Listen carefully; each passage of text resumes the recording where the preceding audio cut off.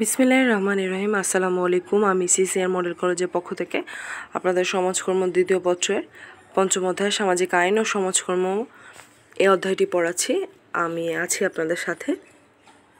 দেখুন প্রিয় শিক্ষার্থীবৃন্দরা, যে প্রশ্নটি রয়েছে সেটি হচ্ছে, বিয়ের পর অনেক আশা করে রিমি শ্বশুরবাড়ি এসেছিল। তার স্বামী গাঁজা এবং ফেন্সিডিল ব্যবসার সাথে জড়িত। প্রায় সে নেশাগ্রস্ত হয়ে রাতে এসে রিমির ওপর ভীষণ অত্যাচার এবং নির্যাতন চালায়। ক নম্বরে, আইন অনুযায়ী এদেশের মেয়েদের বিবাহের সর্বনিম্ন বয়স কত? খ নম্বরে, সামাজিক আইন বলতে কী বোঝো? গ নম্বরে, স্বামীর অত্যাচার নির্যাতনের জন্য সুবিধা পেতে যে আইনের সাহায্য রিমি গ্রহণ করতে পারে তার প্রধান ধারা বর্ণনা করো।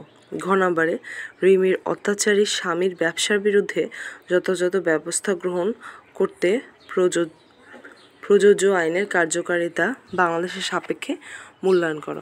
প্রিয় শিক্ষার্থীবৃন্দরা, আমরা এবার পড়ে ফেলি আমাদের ক, খ এবং গ নম্বর উত্তরটি। আর ঘয়ের যে উত্তরটি আছে সেটি আমি আপনাদেরকে ছবি তুলে পাঠিয়ে দেব।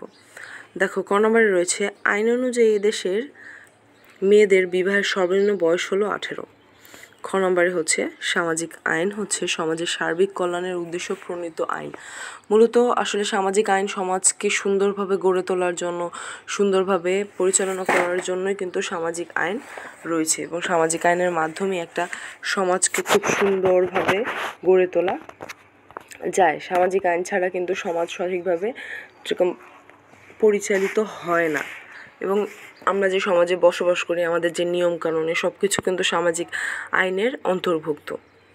সুতরাং সমাজে যদি মানুষ সুস্থ এবং নিরাপদভাবে থাকতে চায়, সেক্ষেত্রে কিন্তু সামাজিক আইন অনেকাংশে না, পুরো অংশই প্রয়োজন।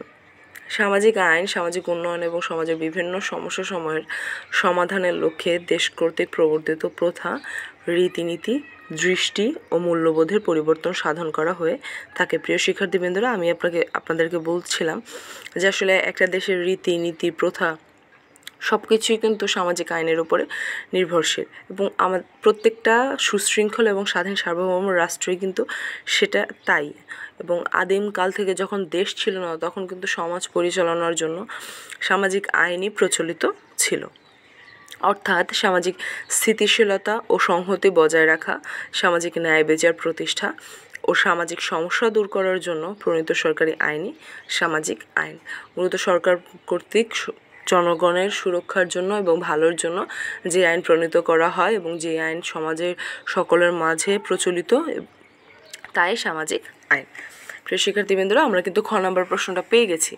এরপর গ নম্বরে যে প্রশ্নটি রয়েছে, স্বামীর অত্যাচার ও নির্যাতনের জন্য সুবিধা পেতে রিমি 1983 সালের নারী নির্যাতন আইনের সাহায্য গ্রহণ করতে পারে।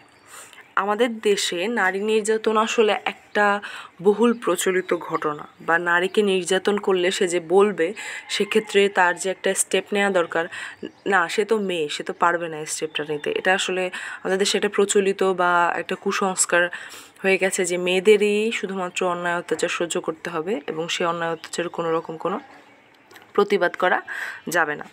নারীদের প্রতি নৃশংস অত্যাচারের প্রতিবাদের মূলত শাস্তির জন্য একটি গুরুত্বপূর্ণ অধ্যাদেশ 1983 সালের এ আইনটি। বর্তমান সময়ে নারী নির্যাতনের ক্রমান্বয়ে বৃদ্ধি পাচ্ছে। আসলে কোনো না কোনোভাবে নারীদের উপর প্রতিদিনই কোনো না কোনোভাবে নির্যাতন হচ্ছে। এই নির্যাতনের শিকার নারীরা আসলে কোথায় যাবে? সেজন্য সরকার নারী নির্যাতন আইন প্রণয়ন করেন, যাতে করে নারীরা যে নির্যাতিত হচ্ছে এবং যারা নারীদেরকে নির্যাতন করছে তারা যেন সঠিকভাবে শাস্তি পায়। বর্তমানকালে নারী নির্যাতন ক্রমান্বয়ে বৃদ্ধি পাচ্ছে। অপরাধীকে দৃষ্টান্তমূলক শাস্তি প্রদান করে নারী নির্যাতন রোধকল্পে 1983 সালে আসলে যে আইনটা প্রণয়ন করা হয়, প্রণীত এই অধ্যাদেশে বাংলাদেশের বিধির মতো একটা বাস্তব ভিত্তিক আইন। আসলে এই আইনের মাধ্যমে বাংলাদেশের মানুষ এবং স্পেশালি বাংলাদেশের নারীদের জন্য প্রণীত, নারীরা অনেক উপকৃত হয়েছে। এই অধ্যাদেশের ধারা ও উল্লেখযোগ্য দিকসমূহ নিচে উল্লেখ করা হলো। আসলে তোমরা যদি এভাবে পয়েন্ট দিয়ে লেখো, তাহলে কিন্তু তোমাদের অনেকাংশ জায়গা নাম্বারটা বৃদ্ধি পায়। আর যদি সুন্দর করে লিখতে পারো, সেক্ষেত্রে কিন্তু তোমাদের নাম্বারটা অনেকটাই ভালো আসবে।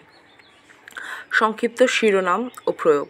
এ অধ্যাদেশ 1983 সালের মহিলাদের প্রতি নৃশংস আচরণ ও নারী নির্যাতন অধ্যাদেশ নামে অভিহিত। বাংলাদেশের নাগরিক যে যেখানে বসবাস করুক না কেন তাদের ক্ষেত্রে এ আইন প্রযোজ্য। সুতরাং 1983 সালে শুধুমাত্র মহিলাদের উপর নৃশংস যে অত্যাচার করবে যেসব নারীরা, তাদের ক্ষেত্রে কিন্তু এই আইনটা প্রণয়ন করা হয়।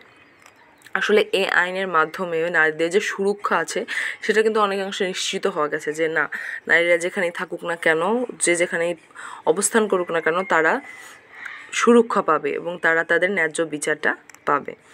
অন্য সকল আইনের চেয়ে এই আইনের প্রাধান্য। বর্তমানে অন্য কোনো আইনের যে কোনো বিধান থাকলেও এই ক্ষেত্রে এ আইন প্রযোজ্য। আমাদের দেশে অন্য সকল আইন রয়েছে, কিন্তু সেক্ষেত্রে নারীর স্পেশালিটির জন্য, কিন্তু নারীর স্পেশালভাবে সুরক্ষার জন্য নারীকে কিন্তু এ আইন সবার ক্ষেত্রে অন্যতম এই আইনটা ধরা হয়। কারণ এই আইনের মাধ্যমে নারী সরাসরি নারী নির্যাতনের যে বিচারটা আছে সে সেখান থেকে পেয়ে যাচ্ছে।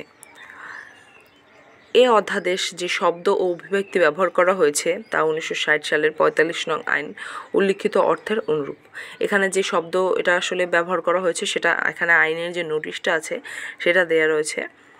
সুতরাং আমরা যারা নারীরা আছি তাদের জন্য আসলে সরকার অনেকটা চিন্তা ভাবনা করে বর্তমান ভবিষ্যৎ এবং অতীত যে ঘটনা, ভবিষ্যতের কথা চিন্তা করে অতীতে যে ঘটনাগুলো ঘটে গেছে সেগুলোর কথা চিন্তা করে কিন্তু বর্তমানে এই আইনটি 1983 সালে সরকার প্রণীত করেছিল। যৌতুকের দরুন মৃত্যু ইত্যাদি ঘটনার দণ্ড, এটি একটি অত্যন্ত গুরুত্বপূর্ণ ধারা। 1983 সালের ভেতরে যৌতুকের জন্য যদি কারো মৃত্যু হতো, এটাও কিন্তু অত্যন্ত গুরুত্বপূর্ণ একটি ধারা।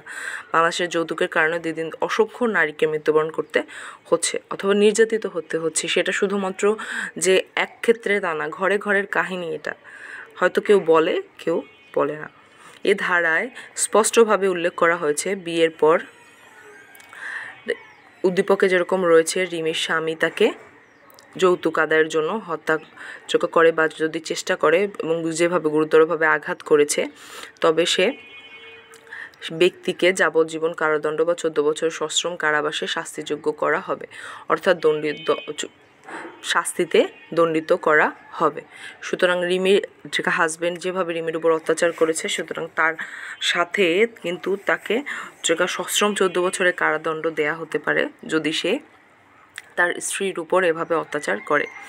এ অবস্থায় রিমি উক্ত আইনের সাহায্য নিতে পারে। নারী নির্যাতনকারীদের দৃষ্টান্তমূলক শাস্তি প্রদান করে নারী নির্যাতন অধ্যাদেশ নামে পরিচিত। বাংলাদেশের নাগরিক যে যেখানেই বসবাস করুক না কেন তাদের ক্ষেত্রে এই আইন সবার ক্ষেত্রেই প্রযোজ্য হবে, কারো ক্ষেত্রে কোনো ভিন্নতা প্রদান করা হবে না। আমরা সেটা পড়েছি এখান থেকে। সুতরাং নির্যাতনের শিকার হওয়া যে কোনো নারী এই আইনের আওতায় সুবিচার পাবে। প্রিয় শিক্ষার্থীবৃন্দরা, আমরা আশা করি আপনারা গ নম্বর প্রশ্নের উত্তরটা পেয়ে গেছেন। আমি ঘ নম্বর প্রশ্নটি ছবি তুলে আপনাদের কাছে পাঠিয়ে দেব। আমি ঘ নম্বর প্রশ্নটি আপনাদেরকে পড়িয়ে ফেলছি। রিমির অত্যাচারী স্বামীর ব্যবসার বিরুদ্ধে যথাযথ ব্যবস্থা গ্রহণ করতে প্রযোজ্য আইনের কার্যকারিতা বাংলাদেশের সাপেক্ষে মূল্যায়ন করো। রিমির অত্যাচারী স্বামীর আসলে অবৈধ মাদক ব্যবসার বিরুদ্ধে যথাযথ ব্যবস্থা গ্রহণ করতে প্রযোজ্য আইন হলো 1989 সালের মাদক নিরোধন অধ্যাদেশ। আসলে আমাদের দেশ যেহেতু স্বাধীন দেশ, সুতরাং সেক্ষেত্রে সব ক্ষেত্রেই একটা আইন প্রণয়ন করা হয়েছে যে আমাদের দেশে যদি এই সমস্যাটা হয় তাহলে কি আইন প্রণয়ন করা হবে, যদি নারী নির্যাতন হয় তাহলে কি আইন প্রণয়ন করা হবে, এবং যদি মাদকদ্রব্য যে ধরনের ঘটনা হয় তাহলে কি আইন প্রণয়ন করা হবে, যার কার্যকারিতা বাংলাদেশের সাপেক্ষে উল্লেখযোগ্য। বাংলাদেশের সামাজিক সমস্যাগুলোর মধ্যে মাদকাসক্তি অন্যতম। এ ভয়াবহ অবস্থা থেকে দেশ ও জাতিকে রক্ষার জন্য 1989 সালের 20 জানুয়ারি জাতীয় মাদকদ্রব্য নিয়ন্ত্রণ বোর্ড গঠিত হয়। আসলে জাতীয় মাদকদ্রব্য নিয়ন্ত্রণ বোর্ড এখন আরও সুচারুভাবে কাজ করছে, কারণ আমাদের দেশের বিভিন্ন স্থানে মাদকের পরিমাণ এত পরিমাণে বেড়ে গেছে যে আসলে এই আইন প্রণয়ন না করে অন্য কোনো অবস্থা নেই। মাদকাসক্তদের চিকিৎসা, পুনর্বাসন ও মাদকদ্রব্য নিয়ন্ত্রণের লক্ষ্যে 1990 সালের 2 জানুয়ারি মাদকদ্রব্য নিয়ন্ত্রণ অধ্যাদেশ বলবৎ করা হয়। উদ্দীপকে রিমির হাজবেন্ড যে গাঁজা এবং ফেন্সিডিল ব্যবহার করছে তাকেও আসলে এই আইনের অধ্যাদেশে ফেলেই কিন্তু বিচার ব্যবস্থা সঠিকভাবে সম্পাদন করা যাবে। আমাদের দেশে আসলে শিক্ষা ব্যবস্থা, পারিবারিক শিক্ষাটা ওইভাবে না হওয়ায় আমাদের দেশে নানামুখী সমস্যার সম্মুখীন হচ্ছে মানুষ, এবং যার প্রধান কারণ হচ্ছে মাদকদ্রব্য ব্যবসা এবং মাদকদ্রব্য গ্রহণ। আসলে পারিবারিক শিক্ষাটা যদি ওইভাবে হয়, পরিবারের সাথে সময় বিচরণটা যদি ওইভাবে হয়, তাহলে কিন্তু এই সমস্যাগুলো থাকে না। এই আইনের পরিপ্রেক্ষিতে যেসব ব্যবস্থা গ্রহণ করা যায় সেগুলো হলো মাদকদ্রব্য নিয়ন্ত্রণ বোর্ড গঠন, মাদকদ্রব্য উৎপাদন ও ব্যবহারের নিষেধাজ্ঞা, মাদকদ্রব্যের দোকান বন্ধ করা, মাদকাসক্তের তালিকা নিষেধাজ্ঞা করা, তাদের সবাইকে আইডেন্টিফাই করে যে কে কোথায় কোনভাবে মাদকদ্রব্যের সাথে জড়িত সব কিছু চিহ্নিত করে তাদেরকে সঠিক এবং ন্যায্য শাস্তি প্রদান করা এবং দেশকে কিভাবে মাদকমুক্ত করা যায়, তাই এই আইনের মূল উদ্দেশ্য। প্রিয় শিক্ষার্থীবৃন্দরা, আশা করি আপনারা সবাই প্রশ্নটি বুঝতে পেরেছেন। আপনাদের সকলকে ধন্যবাদ সংক্ষিপ্ত ক্লাসটি করার জন্য। আসসালামু আলাইকুম।